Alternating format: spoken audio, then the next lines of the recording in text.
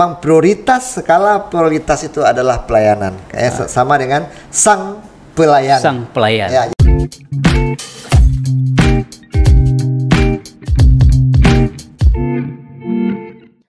Assalamualaikum warahmatullahi wabarakatuh.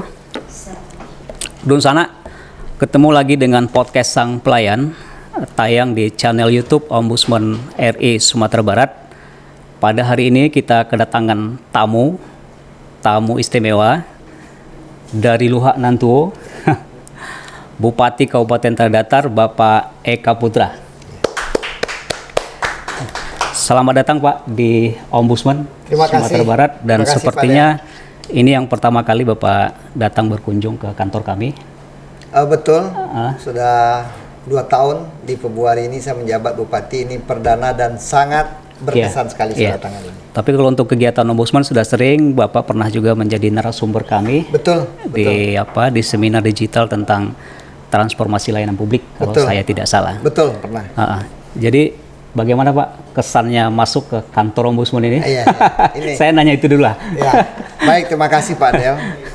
Saya bercerita ketika baru mau landing, baru mau masuk sini, saya mencari yang mana kantor Ombudsman. Ya, saya pikir pandangan saya seperti Jakarta, gedung yang megah, gitu ya. Karena lembaga pengawas ya. Ya, pengawas karena ini. Pengawas, ini. Lembaga negara Ternyata pengawas. saya melihat ini mungkin 2 pintu ruko. Ya. Maaf nih Pak ya. Ya. Tetapi di dalamnya bersih, disambut dengan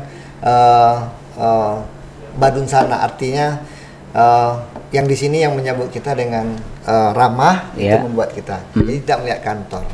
Ya, tetapi kalau kita melihat tanggung jawab Ombudsman dengan adanya 19 kabupaten kota yang ada di Sumatera Barat ini, memang kalau bisa jangan kantor, tapi udah bunyinya udah gedung. Iya. Jadi sehingga kepikir oleh saya, punya ide saya, mudah-mudahan kepala daerah yang lain juga setuju dengan ide saya, termasuk Bapak Gubernur.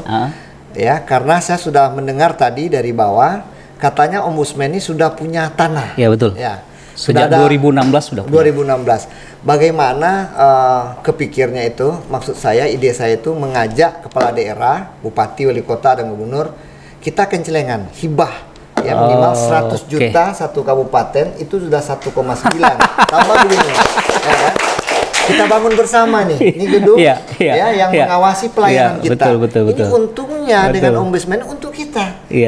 Ombudsman bisa melihat bagaimana pelayanan di daerah, bagaimana ASN yang bekerja dan memberikan masukan kepada kami kepala daerah. Jadi sangat membantu kepala daerah. Jadi saya rasa kalau 100 juta untuk hibah sesuai undang-undang atau aturan, kalau boleh, saya rasa sanggup kabupaten lain. Ini ide saya, mudah-mudahan. Walaupun kami sebetulnya sudah menghadirkan kepala daerah ke sini, Bapak yang ke-16 ya. Dari awal nggak kepikiran juga soal itu ya. Tapi Pak Eka sudah menyampaikan niat baiknya begitu ya. Untuk juga menghimbau kepala daerah yang lain. Kami memang dengan percaya diri saja ya Bu Kepala untuk mengundang kepala daerah hadir ke kantor kami ini begitu ya. Walaupun kami tahu kantor kami ini kecil gitu ya, walaupun kami menganggapnya setiap sudutnya berfungsi Pak. Misalnya ruangan ini, ini adalah ruang rapat kami setiap Senin, tapi kami sulap menjadi ruang studio. Kami dengan percaya diri ya kami sampaikan saja ini ruang studio kami, studio podcast Sang Pelayan gitu ya. Jadi mudah-mudahan ruangan ini tidak mengurangi makna kami bekerja dalam mengawasi layanan publik, tapi kami percaya bahwa kita memang butuh gedung atau ruangan yang lebih untuk dapat mengawasi layanan publik 19 kabupaten di kota di Sumatera Barat. Betul sekali Pak Ade. Jadi itu kan hanya saran. Iya betul. Mohon doa dari karena memang kami punya tanah gitu ya di Jalan Rasuna Said itu, bahkan itu strategis sekali. Tapi memang kita masih ada kendala karena pembangunan gedung kan sedang di moratorium ya, dibintangi istilahnya. Bahkan tahun 2016 kami di anggaran kami itu sudah punya, tapi memang tidak bisa dikeluarkan karena ada moratorium itu. Baik, Dun Sana, menarik sekali pandangan sekilas ya Pak Bupati di Tanah Datar di kantor kami ini. Pak Bupati, saya mau bicara ini agak jauh ini sedikit ini ke tahun 1935 Pak. Ya. Jadi itu pernah dalam sejarah itu ada namanya Demang gitu ya, namanya Lutan gitu. Dia melakukan pisah sambut di Indojelito itu. Pidatonya itu adalah separuh dari jabatan saya ini saya gunakan di Sumatera Barat atau di tanah Minangkabau. Ranah Minangkabau. Ranah Minangkabau begitu ya. Tapi tidak ada sesulit ya, tidak ada sesulit memimpin selain di tanah datar. Gitu ya. Karenanya itu ada di Koran Cahaya. Koran Cahaya. Iya, di Koran Cahaya Sumatera. Itu ditulis waktu itu. Nah, sekarang sudah jauh gitu ya. Sudah jauh sekarang, tapi saya ingin tetap menanyakan itu gitu ya. Apa betul ada kesulitan tersendiri memimpin tanah datar, karena datar ini daerahnya Tuo ya, namanya Luak Nan Tuo. Di situ juga ada keselarasan Ketumanggungan, Datuk Perpatian Sebatang gitu ya. Ada kerajaan Pagaruyung juga di sana. Jadi komplit. Saya yakin ada kesulitan tersendiri. Tapi pengalaman Pak Eka, 2 minggu lagi, 2 tahun Pak, 26 Februari. Betul. 2 minggu lagi. 2 minggu lagi. Nah, bagaimana pengalamannya Pak? Memimpin tanah datar. Ini saya nggak menyangka nih pertanyaan ya. Memang waktu itu 1935 Demang itu menyampaikan ya di ranah Minang ini ya paling sulit tuh memimpin tuh di Luhak Nan Tuo ketika itu 1935. Sekarang sudah 2023. Tentu namanya Luhak Nan Tuo tetap tanah datar menjadi Luhak Nan Tuo. Saya kembali ke niat. Kembali ke niat. Saya sebelum di tanah datar saya merantau Pak Del. Saya memang pulang kampung tuh ingin mengabdi, ingin mewakafkan diri saya untuk kebaikan tanah datar lebih baik lagi. Tentu kalau niat itu, pertama di saat saya dilantik itu 26 Februari itu zaman COVID. Ketika itu kita dapat wabah COVID. Jadi setiap pagi itu saya semua kita itu minum vitamin. Satu lagi saya tambah resepnya. Apa? Pil sabar. Pil sabar ya. Pil Kalau sabar. kita memimpin diawali dengan sabar itu tidak sulit. Terus komunikasi baik dengan OPD maupun dengan masyarakat, dan kita mendengar keluhan-keluhan masyarakat dan kita langsung implementasikan. Kita carikan solusinya. Tidak bisa waktu yang pendek kita minta. Waktu sedikit lagi, tetapi tidak bisa full, tetapi ada keluhan itu yang disampaikan, ada yang kita lakukan sehingga masyarakat tidak jenuh. Jadi mungkin dulu 1935 komunikasi sangat terbatas, tidak ada handphone, tidak ada apa, koran yang ada ketika itu kan berita koran yang Pak Del baca. Karena dan saya pernah baca juga.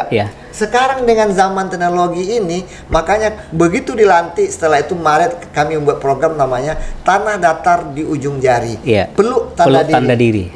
Peluk tanda diri. Bagaimana supaya masyarakat cukup di rumah, bisa pelayanan bisa kami jalankan. Baik. Ini sebelum Bapak cerita soal kebijakan ataupun inovasi layanan yang sudah dibuat di tanah datar ya. Saya bicara itu karena memang daerah kan beda-beda ya. Luhak Nan Tuo, Luhak 50 kota gitu ya, Luhak Agam. Kalau Luhak 50 kota misalnya airnya tuh jania, ikannya jina. Tapi kalau tanah datar itu tabeknya tuh dangka gitu ya. Airnya jania tapi ikannya susah ditangkap, susah dicakau gitu ya. Itulah kira-kira keuletan atau kelihatan tanah datar. Tapi saya juga pernah cerita berhasil memimpin tanah datar itu akan lebih mudah memimpin di daerah lain kira gitu. Sumatera Barat atau daerah lain kira begitu. Nah, Pak Eka, kedatangan Pak Bupati ke sini kan menerima penghargaan ya, Predikat Kepatuhan Layanan Publik kategori tertinggi. Jadi ada kategori tinggi, sedang, ada kategori tertinggi gitu ya. Pak Bupati Tanah Datar ini menerima penghargaan kategori tertinggi gitu ya. Masuk dalam 5 besar dan loncatan poinnya sangat tinggi. Dari 76 ke 88 begitu ya. Jadi sudah mendekati 90, bahkan ada beberapa aspek, misalnya aspek persepsi masyarakat atau penilaian masyarakat terhadap pelayan itu sudah menyentuh angka maksimal di 24 poin. Kita ingin dapat cerita ini Pak, karena kan Bapak dulu kaget juga tanah datar yang itu disebut daerah berprestasi gitu ya, tapi tahun 2001 itu kuning. Nah, sekarang apa Pak kebijakan atau polisi yang Bapak lahirkan ya sehingga hari ini dapat penghargaan dari Ombudsman? Sebenarnya sederhana. Yang pertama, bagaimana kita memenuhi standar pelayanan. Setelah itu baru inovasi. Inovasi tadilah yang saya sampaikan, ada contoh, ada yang menikah langsung kita berikan surat kakaknya dengan KTP. Anak 17 langsung kita berikan KTP tanpa dia mengurus ke kantor Dukcapil, tanpa mengurus ke Nagari. terus juga surat kematian, dari banyak lagi. Begitu juga pelayanan kesehatan tanpa mereka harus jauh-jauh ya ke ibu kota, karena tanah datar ini luas ya. Daerah yang ada jauh yang ya. di ujung ya. Jadi tanpa ke ini. Kami juga menaruh staf-staf kami di setiap nagari untuk pelayanan. Itu. Jadi kalau standar pelayanan udah penuh, insya Allah kita melayani masyarakat itu bisa maksimal. Jadi sederhana ya. Nah tadi kalau soal inovasi, saya pernah dengar juga, kita udah tahu juga itu peluk tanda diri ya. Yang sudah di launching di awal periode Pak Bupati itu gimana sih Pak cerita layanan ini?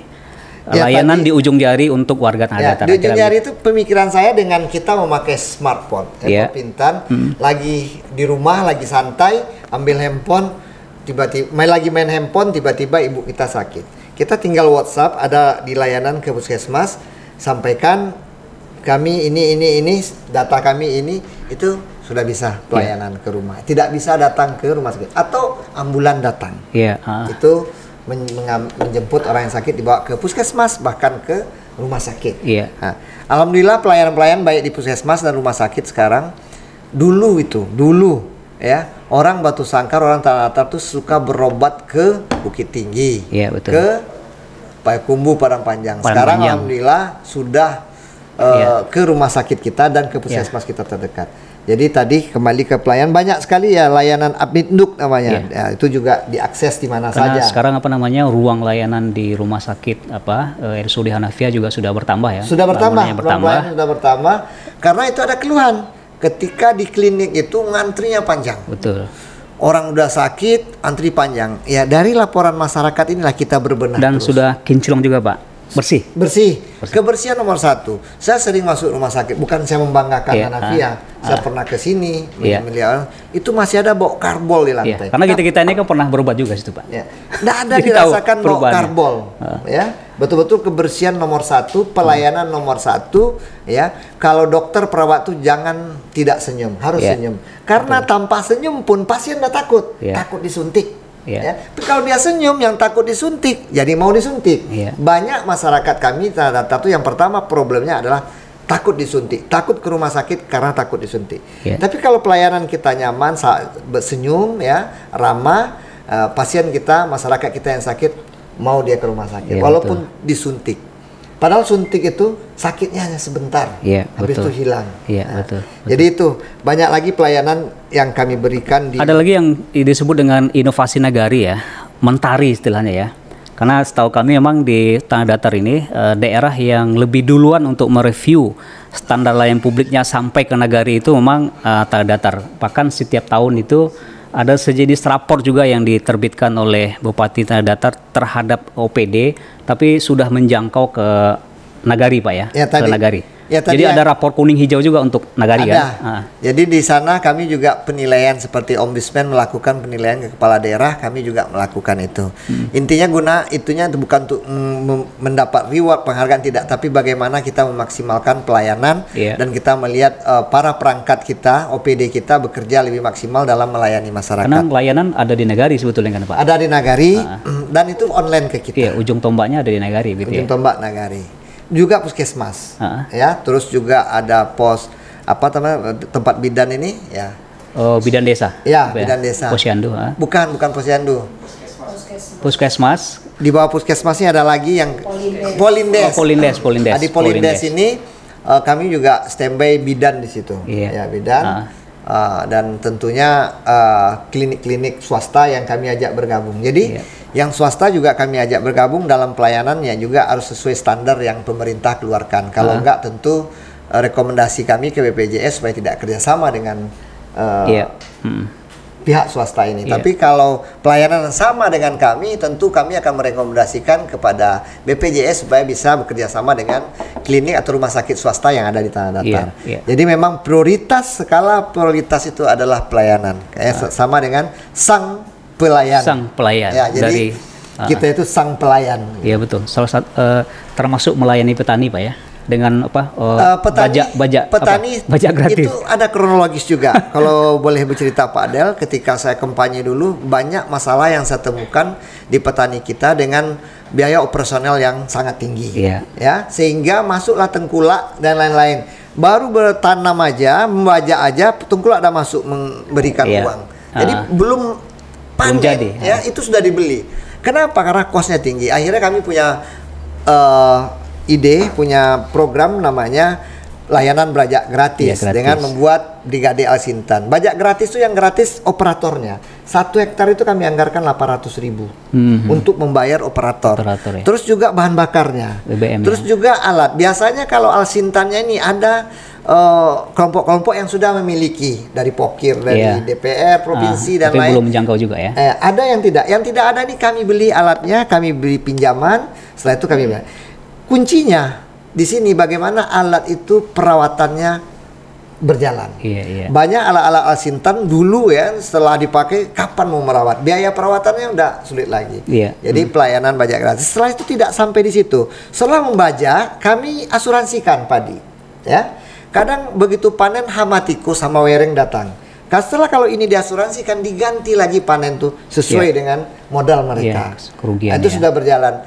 Terus apalagi sapi juga kami asuransikan. Itu untuk padi dan sapi ini kami bekerja sama dengan pusat. Contoh bayar asuransi 200.000, pusat membayarkan 120.000, 80.000-nya Pemda. Sehingga petani ya masyarakat di Tanah Datar tidak membayar sepeser pun untuk menasuransikan padinya, menasuransikan sapinya. Iya, betul. Begitu juga layanan bajak gratis. Dari situ kami mulai. Terus bagaimana dengan pupuk? Dengan perangnya Ukraina dan Rusia, tentu pupuk kimia ini langka. Ya. Belum lagi sekarang sistem namanya kartu tani, yang sangat sulit, yang kerjasama dengan Bank Mandiri. Itu sangat sulit. Ada mesinnya, kartunya nggak bisa diakses. Ada pupuknya nggak bisa. Akhirnya kami selalu benahi itu. Terus kami juga mengajak petani kami ini untuk beralih ke pupuk organik. Awalnya kami anggarkan. Di perubahan 2022 kemarin kami anggarkan bagaimana masyarakat kami bisa memakai pupuk organik. Kami sudah melihat contoh yang sudah dipakai oleh masyarakat petani kita, itu padinya lebih lebih banyak, lebih buahnya. Berkualitas gitu ya. Ya, berkualitas. Tanahnya juga gembur. Kalau kimia tuh tanah kan kaku dia. Baru berlapis-lapis itu, cacing pun mati di situ. Kalau sawah sudah tidak ada cacing, bagaimana mau subur? Kan gitu sudah. Dulu kita waktu kecil-kecil suka mancing belut ya, suka cerita. Sekarang udah sulit ditemukan karena pengaruh dari pupuk kimia itu. Jadi kami bagaimana memakai pupuk kompos dan pupuk organik. Sekarang kami itu pelan-pelan itu, pelan-pelan. Jadi Dunsana tidak hanya di bidang administrasi ya, tapi juga sudah menyentuh layanan-layanan yang sifatnya inovasi bagi masyarakat petani yang ada di Kabupaten Tanah Datar. Karena Tanah Datar kan memang masyarakatnya petani ya. Dan salah satu kesulitannya adalah membajak sawah atau apa. Dan sekarang sudah ada bajak gratis juga di Tanah Datar. Nah, balik lagi Pak, ini soal pengaduan seperti yang Bapak sebut tadi ini. Sebelum balik bisa saya sampaikan, masih belum selesai. Silakan. Setelah bajak gratis itu kami juga tentu kami memikirkan SDM generasi kami di Tanah Datar. Oh ya, petani milenial. Petani milenial ada, tapi SDM yang dimaksud itu bagaimana kita membentuk jiwa generasi kita. Kami membuat program namanya Satu Rumah Satu Hafiz atau Hafizo. Alhamdulillah Tanah Datar sudah lebih 13.000 anak sekarang penghafal Al-Quran. Yang setiap tahun kita wisuda di Paguruyung. Jadi di rumah-rumah yang penghafal Al-Quran di Tanah Datar itu diberikan stiker. Nanti nagari yang terbanyak stikernya di akhir tahun akan kami berikan reward. Iya, betul. Itu. Betul. Rewardnya diberikan di Istana di Paguruyung di saat wakaf 1000 hafiz tadi. Wakaf 1000 hafiz. Terus juga karena selain pertanian kami tentu pariwisata. Kami membuat program namanya Satu Nagari Satu Event. Satu event. Oh iya. Satu event satu nagari. Betul. Jadi setiap nagari itu ada event, semua dibantu oleh perantau semangat. Apa dulu kuliner tempo dulu kayak Pak Adel, apa waktu kecil itu tampil di situ. Di tempat saya Kapecong, Pak. Kapecong sekarang udah mulai hilang. Nanti di Satu Nagari itu event Kapecong tuh akan ada di UMKM yang sudah ada di stand-stand yang kami siapkan di saat Satu Nagari itu event. Dan kami mengajak seluruh masyarakat Tanah Datar untuk ramai ke nagari itu, sehingga perputaran uang di situ itu tinggi di saat nagari itu mengadakan event. Jadi memang ada beberapa event ya. Mungkin Dunsana sudah tahu. Sebut Pak eventnya di Singkara apa namanya?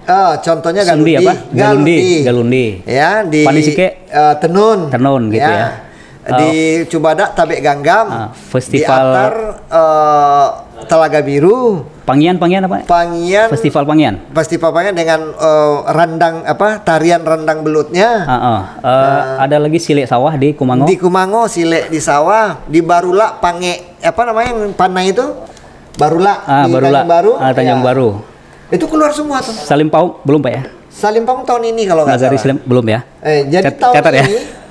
Tahun kemarin kami namanya program baru ya, kami kan bisa menganggarkan tuh di 2000 hanya 14 kabupaten nagari. Tahun ini insya Allah 28. Saya belum melihat data detail siapa aja, tapi 25 nanti Februari kami akan launching kalender event di Pekanbaru. Jadi ini semakin menguatkan image Tanah Datar sebagai daerah wisata begitu ya. Wisata, budaya, dengan event-event sejarah lokal. Itu muncul semua di situ. Bahkan sebetulnya Pemda hanya membantu saja ya, menstimulan saja. Ya, berapa Pak? Mengkoordinir, menyiapkan timnya dan tentu membantu anggaran. Iya. Anggarannya tidak banyak. Berapa? 50 juta. Cuma dari perantau, semangat perantau ini loh. Uang yang kemudian berputar di event di event itu sampai 1 sampai 2 miliar di satu event. Dalam satu event. Di Nagari kalau berputar uang sudah 2 miliar hari itu udah luar biasa. Oke, Pacu Jawi Pak, Pacu Jawi. Pacu Jawi setiap hari Sabtu. Kami udah launching kemarin, setiap hari Sabtu pasti ada Pacu Jawi di Batu Tanah Datar ini. Tinggal digilir. Sekarang kecamatan, sekarang di Parambahan. Sabtu depan juga Perambahan, nanti pindah kemana? Pokoknya setiap hari Sabtu ada Pacu Jawi di Tanah Datar. Dan jangan lupa juga ke Nagari terindah di dunia. Ya, banyak lagi. Jadi Tanah Datar memang nggak ada habisnya ya, tepuk tangan. Ada Arung Jeram. Ada Arung Jeram juga. Ada lagi untuk terjun terbang layang. Itu di Puncak Makau 5 Lalo. Ketika terbang dari atas nanti landingnya di Danau Singkara. Nah, itu boleh dikunjungi. Nanti ada pemandunya yang bisa. Itu asik pokoknya. Ya. Baik Don Sana, nah balik lagi Pak, ini soal pengaduan masyarakat ini. Kan masyarakat ini juga ekspektasinya juga tinggi ya begitu ya. Sementara kebutuhannya enggak itu dan kemampuan kita juga diuji di situ. Nah kan Bapak juga termasuk pemimpin yang milenial ya, terbuka begitu, baik di IG dan macam-macam. Nah, bagaimana Bapak melihat adanya pengaduan masyarakat baik yang disampaikan langsung ke Bapak ataupun yang disampaikan ke Ombudsman ini? Ya. Karena ada juga penyelenggara yang bawaannya risih Pak. Diadukan itu, dilapor itu gitu. Saya malah senang. Kalau tidak ada masyarakat mengadu, bingung kita. Ini mereka menilai kita kerja apa enggak nih masyarakatnya. Betul. Ya kan? Betul. Tapi kalau masih ada yang mengadu, tentu masih banyak yang kita perbaiki. Kita yang pertama tidak bisa sempurna. Betul. Ya, tidak bisa menyenangkan semua pihak. Apalagi Tanah Datar dengan 75 nagari itu sangat luas. Jarak yang luas. Dengan adanya pengaduan masyarakat, kami bisa mengoreksi diri dan memperbaiki diri, ya, di OPD masing-masing. Banyak contoh izin, izin IMB atau segala macam. Kadang suka bertele di bawah, ya. Terus untuk menentukan titik saja, titik lokasi itu bisa lama. Padahal contoh apa sih pembangunan atau industri Tanah Datar kan tidak ada yang besar. Ada warga yang sedang ingin membuat heler. Penggiling padi. Untuk menentukan titik itu dia berminggu-minggu. Masuklah laporan ke saya. Akhirnya saya kumpulin, ya tidak mau tentu kena punishment. Kalau ada staf saya yang tidak patuh, ya tidak dengan niat dengan senang hati melayani masyarakat, itu dia tidak cocok ada di pelayanan. Berarti akan saya geser. Saya cari orang yang memang jiwa dan hatinya memang mau menjadi pelayan. Karena kita pegawai selalu saya sampaikan kita digaji untuk melayani masyarakat. Jadi saya sama sekali tidak risih. Jadi sebetulnya pengaduan justru adalah input baru buat kita ya. Sangat. Untuk bisa memperbaiki kita. Layanan dan kebijakan atau basis perbaikan justru kita basisnya adalah pengaduan masyarakat tadi itu ya. Betul. Karena memang dalam catatan kami memang Dunsana gitu ya, kapasitas penanganan pengaduan Tanah Datar ini meningkat begitu.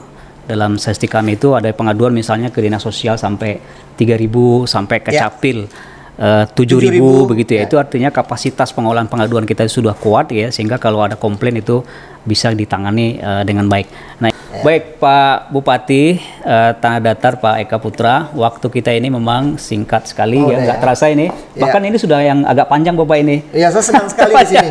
Nyaman saya di sini. Biasanya kita putar 15 menit saja ini. Saya kira ini sudah lebih dari 15 menit sudah mendekati 20 menit atau setengah jam gitu ya. Terakhir mungkin Bapak ingin sampaikan sesuatu untuk masyarakat di Tanah Datar, Luak Nantuo gitu. Baik. Terima kasih seluruh masyarakat Tanah Datar. Kami akan terus memperbaiki pelayanan kami kepada masyarakat. Mohon doa dukungannya terus. Ya, tentu tanpa masyarakat, tanpa kritikan kami tidak akan baik menjadi kepala daerah. Jadi terus doakan kami, terus kritik kami. Ya, yang tidak boleh itu memfitnah. Terima kasih. Assalamualaikum warahmatullahi wabarakatuh. Baik. Terima kasih Dunsana sudah menyaksikan sang pelayan dari Kabupaten Tanah Datar, Bapak Bupati Eka Putra. Jangan lupa pesan Pak Bupati gitu ya, melapor itu baik, begitu ya. Yang tidak boleh adalah menfitnah. Sampai jumpa lagi di sang pelayan berikutnya. Terima kasih. Assalamualaikum warahmatullahi wabarakatuh. Waalaikumsalam. Terima kasih Pak De.